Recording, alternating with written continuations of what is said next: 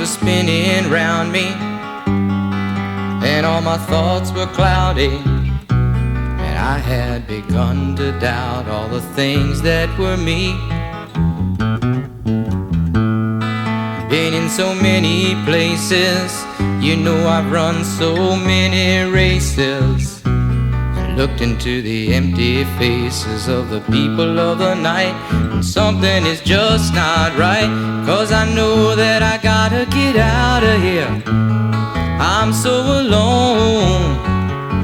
Don't you know that I gotta get out of here, 'cause New York's not my home.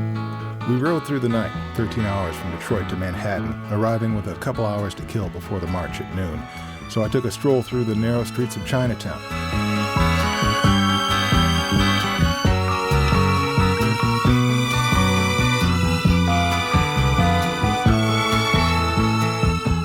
Along the way, I found a 15-foot bolt of cloth, fluorescent orange canvas. I brought cans of spray paint for just such an opportunity, so I took it to a city park and made out my banner. Eric Adams, a Jackson native now living in Brooklyn, came out to help me carry the other end. Eric Clark, another writer from Kalamazoo, joined the tribe of Eric and held up the middle. A couple blocks to the north, United for Peace and Justice, organizers of the march, were staging the head of the parade. On the side streets between Lafayette and Broadway, people were doing the same.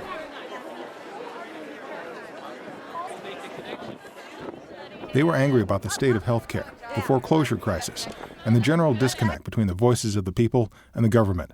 So we spoke, and spoke loudly. Freedom! Now! Freedom! Now! I say no more, you say war! No more! War! I say justice, you say peace! Justice! Peace! Justice! Peace! I say freedom, you say now! Freedom! Now! Freedom! Now! I say no more.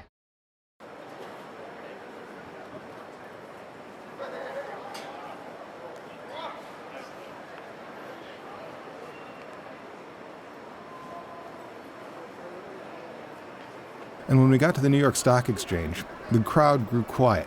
Police presence was formidable, and there had been arrests at demonstrations the day before. As we made the turn down Wall Street itself, the tension was palpable. Then, without warning, what everyone feared finally happened. A massive pillow fight broke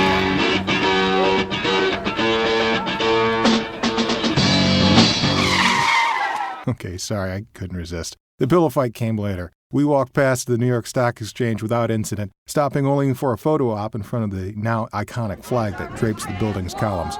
We continued on to Battery Park, where we gathered to sing our battle songs, share stories and ideas, and enjoy the great power we have as Americans. Because the children are dying. Mothers and fathers are crying. Mothers and fathers are crying. Because the children are dying. Why don't they send them back home? Why don't they send them back home? This is where they belong. This is where they belong. Why don't they send them back home? Why don't they send them back home? This is where they belong. This is where they belong. This is a rich man's war. This is a rich man's war. What is a poor man's fight? What is a poor man's fight? This is a rich man's war. This is a rich man's war. This is our birthright, and this is how we keep it alive. United for Peace and Justice chose to march today because it was on this day, 42 years ago, that Martin Luther King Jr. gave his now famous speech opposing the Vietnam War for the first time. I knew that America would never invest the necessary funds or energies in rehabilitation of its poor, he told the meeting of clergy at Riverside Church, so long as adventures like Vietnam continued to draw men and skills and money like some demonic, destructive suction tube. So I was increasingly compelled to see the war as an enemy of the poor and attack it as such. A year later, to the day, he was assassinated. And so in his memory, we return to continue that fight. You may be able to kill a man, but it's not so easy to kill an idea, and it's impossible to kill hope.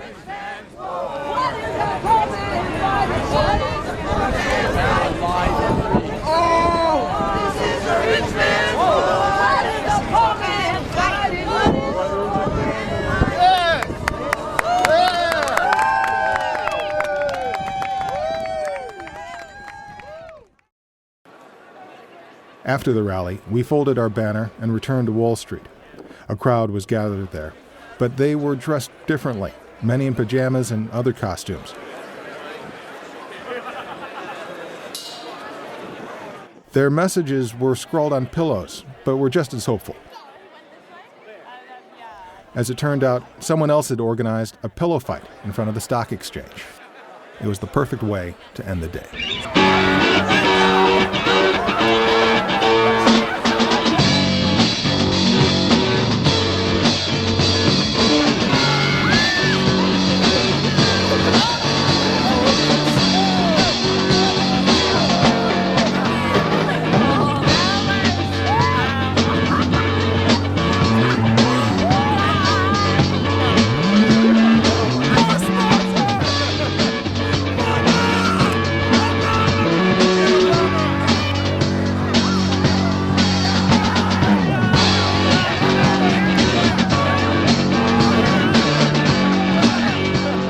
There was something inexplicably innocent about it. People of different races, religions, nationalities, gathering for some good, clean fun. I was afraid someone would fall and get hurt, but there was no room to fall. I thought tempers might flare at some point, but there was none of it. Everyone got along and had fun. But there was one downside to this spectacle.